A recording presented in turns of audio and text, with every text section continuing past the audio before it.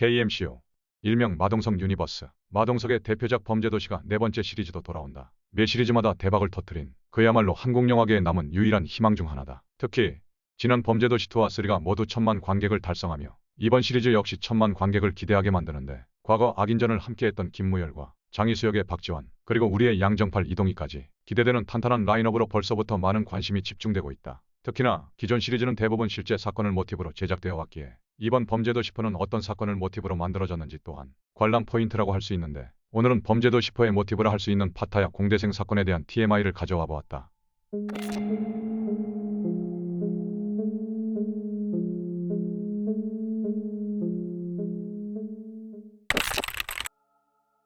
이 사건의 경우 모범택시2의 1위화의 모티브가 된 적이 있다. 드라마에선 당연히 수위 조절을 했겠지만 프로그래밍을 전공한 여러 청년에게 취업을 시켜준다는 명목으로 해외로 불러들인 뒤 어두컴컴한 방에서 불법 프로그램 제작을 시키며 악랄한 짓을 일삼았다는 점에서 공통점을 찾을 수 있다. 이는 이른바 불법 도박 사이트를 운영하기 위한 것으로 주범 김영진을 중심으로 행해진 끔찍한 사건이었다. 모범택시 이외에도 그것이 알고 싶다 등의 프로그램에서 직접 이 사건을 파헤치기도 했다. 이 사건의 주범인 김영진은 1985년생으로 경기도 성남시 최대 조직폭력 집단인 국제마피아파의 조직원으로 알려졌다. 조직 내 해외 불법 운영 총책이라고 알려졌으며 해외로 넘어오기 전 김윤 콤비로 이름을 날리며 한국에서 이미 전과 14범이 누적되었던 악질 범죄자라고 한다. 약 2년여간의 끈질긴 도피 끝에 2018년 3월 13일 주 호치민 총영사관의 경찰 영사와 베트남 공안의 공조수사로 체포되었으며 최근 대선 후보였던 모 정치인과 국제마피아 간의 관계에 대한 의혹이 제기되며 또다시 언급이 된 적이 있다. 경기도 성남시를 기반으로 한 국제마피아파는 지금의 성남시가 갓 성립된 1970년대 창설되어 현재까지 활동 중인 나름의 역사가 존재하는 조직으로서 2000년대 말 이후로 명칭상부 성남 최대의 조직으로 성장했다. 코마트레이드라는 회사를 내세워 성남 지역사회 정관계에 온갖 로비를 벌여오며 이권을 취한 것으로 알려졌으며 2005년을 기점으로 불법 도박 사업에 손을 대기 시작했다고 한다. 이 과정에서 강제노역 수준으로 프로그래머를 동원하였고 여러 일들을 거쳐 끔찍한 사건으로 이어지게 된다. 파타야 공대생 사건의 피해자인 임동준은 당시 의경으로 군 복무를 하게 되면서 가슴속에 경찰이라는 꿈을 품었다고 한다. 하지만 점차 자신이 IT 분야에 재능이 있다는 것을 발견하게 되었고 그 길로 곧장 프로그래밍을 배우게 되는데 그 결과 판교의 어느 중소 IT 기업에 취직하며 경찰이라는 꿈은 마음 한켠에 묻은 채 평범한 IT 직장인으로서 생활하게 된다. 그러나 여타 중소기업이 그러하듯 그의 주머니 사정은 항상 어려웠고 매번 편의점 음식으로 끼니를 때웠는데 그러던 어느 날 김영진으로부터 어떠한 제안을 받은 임동준은 가족, 친지, 지인들에게 조차 알리지 않은 채 태국으로 돌연 출국을 했다고 한다. 고수익 해외 취업이라는 부푼 꿈을 아는 채 떠난 임동준. 그러나 지인들의 증언에 따르면 출국 전 김영진과 통화를 할 때마다 그가 뭔가에 시달리는 것처럼 보였다고 한다. 출국이라는 표현이 무색할 정도로 더욱 이상했던 건 멀쩡히 다니던 직장과 컴퓨터 학원조차도 어느 순간부터 나오지 않았다고 한다.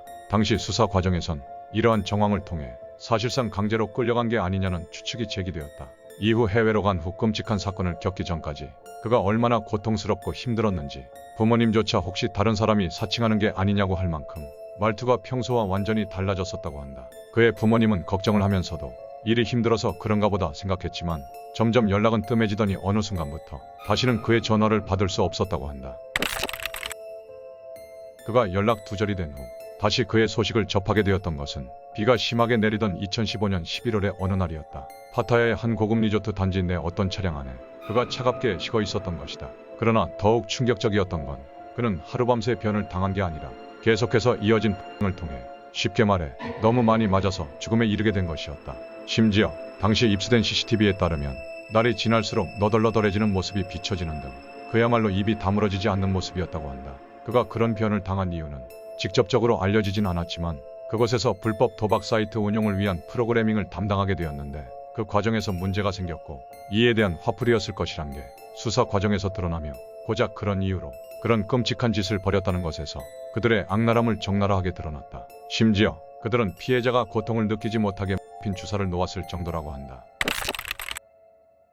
결국 신이 발견되며 온 나라가 발칵 뒤집어졌고 당연하게도 수사가 시작되었다. 하지만 의외의 변수가 발생한다. 바로 주범 김형진과 윤명균이 돌연 수사기관에 자진신고를 한 것이다. 주범들이 자진신고를 했기에 다행이지 않냐 할 수 있지만 문제는 이들이 서로에게 책임을 떠넘기는 이른바 블레임 게임을 보였다는 것이다.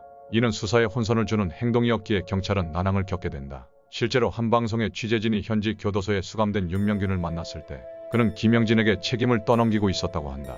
그렇게 서로 신고하며 책임을 떠넘기던 중 윤명균의 몸에서 성분이 검출되는 등의 이유로 그는 현지 교도소에 수감되었지만 김영진은 신고한 순간 돌연 베트남으로 출국하며 사실상 길고 긴 도피 생활을 시작했다고 한다. 결국 안타까운 일이 벌어지고 말았지만 피해자에게는 단 한 번의 기회가 있었다고 한다. 그건 바로 그와 비슷하게 웹디자인 업무 착취를 당하던 한동업자가 대한민국 영사관으로 탈출해서 도움을 청했던 것이다. 그 또한 상습적인 구타를 당했고 탈출 당시 옷도 헝클어져 있었고 신발 또한 한쪽이 없어진지도 모른 채 뛰어왔다고 한다. 극적으로 탈출에 성공했기에 신고만 하면 남은 사람들도 풀려날 수 있는 상황이었다. 그러나 문제는 급하게 탈출한 탓에 자신이 잡혀있던 곳이 어딘지 기억을 하지 못하고 만다. 정작 가장 중요한 위치를 몰랐고 그렇게 일련의 과정을 거치며 결국 여권을 빼앗김과 동시에 도로 잡혀 돌아와 사실상 탈출에 실패하며 단 한 번 있었던 기회를 안타깝게도 날리게 되었다고 한다. 그러나 그가 설령 탈출에 성공했더라도 돌아갈 수밖에 없었을 것이라는 의견도 있었다. 왜냐하면 자신의 가족, 지인들이 피해를 받을까봐 내내 두려워했다는 증언이 있었기 때문이다. 실제 증언에 따르면 김영진이 임동준의 휴대폰을 빼앗아 가족, 지인의 연락처를 알아내어 그들에게 직접적으로 협박 전화를 하는 모습을 보였고 무사히 한국으로 돌아간다고 하더라도 심리적 압박이 클 수밖에 없었을 것이란 것이다. 그런데 이상한 점은 협박 전화를 하던 일당은 유독 임동준이 한국에서 사용했던 컴퓨터의 행방을 집요하게 물었다고 한다. 당시에는 이유를 물어볼 겨를이 없었지만 실제로 임동준이 사망한 시점 이후 그가 지내던 한국 자취방을 방문한 부친이 그가 사용하던 컴퓨터 본체가 사라진 것을 발견했다고 하는데 아마도 그 컴퓨터의 조직에 꼬리를 잡을 단서가 있었을 것으로 추측된다. 현재까지도 이 컴퓨터에 대한 의혹이 제기되고 있다고 한다.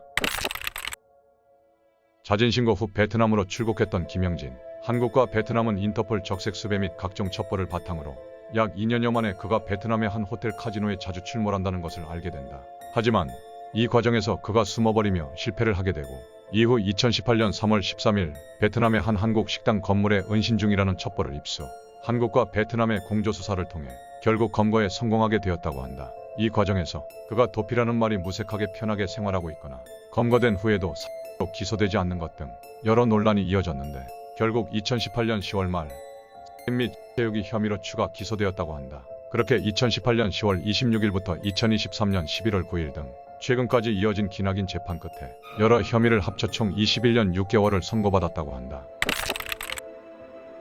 이번 범죄도시4의 주요 무대는 필리핀이다.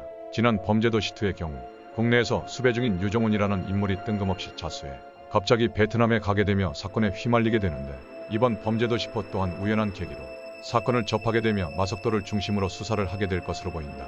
공개된 시놉시스에 따르면 신종 사건 3년 뒤 배달앱을 통한 불법 판매 수사를 하던 중 수배 중인 앱 개발자가 필리핀에서 사망하게 되고 이를 마동석이 쫓는 과정을 그릴 것으로 보이는데 바로 이 앱 개발자가 고수익 아르바이트라는 이름의 속아 해외로 간 프로그래머를 모티브로 한 것으로 보인다. 이를 수사하는 과정에서 이 조직이 앱 개발뿐만 아니라 불법 도박 사이트 등을 운영하는 대규모 조직임을 알게 될 것으로 보인다. 메인 빌런은 백창기와 장동철로 두 명인데 기존 시리즈처럼 원탑 빌런이 아닌 투탑 빌런인 만큼 두 인물 간의 뜻밖의 갈등이 사건 해결의 실마리가 될 것이라고 추측할 수도 있을 것 같다. 또한 장이수의 역할에 대한 궁금증이 생기는데 3에는 나오지 않았던 장이수가 4에서는 나오는 이유가 그가 과거 범죄도시1 당시 불법 도박과 관련된 사업을 했던 만큼 이 분야와 관련된 인물들과의 접점이 존재할 것으로 보이고 의외의 포인트에서 그가 결정적인 역할을 해주어 백창기를 잡는데 성공하지 않을까 생각한다. 특히 지난 3의 쿠키 영상에서 하필 점수 조작이 가능한 펀치머신에 대한 신이 나왔던 것이 일종의 떡밥이라 보여지는데 과연 그가 어떤 역할을 맡게 될지 또한 관람 포인트가 될 것으로 보인다. 오늘은 범죄도시4의 모티브가 되는 파타야 공대생 사건과 범죄도시4와의 연결점 및 예상 시나리오에 대한 정리를 해보았다. 1과 2에 비해 상대적으로 3가 아쉽다는 평이 많았는데 과연 범죄도시4는 이전 작품을 뛰어넘는 수작으로 남을 수 있을지 많은 기대를 한다는 말과 함께 영상에 대한 의견을 자유롭게 나누어 주길 바라며 오늘의 영상을 마치도록 하겠다.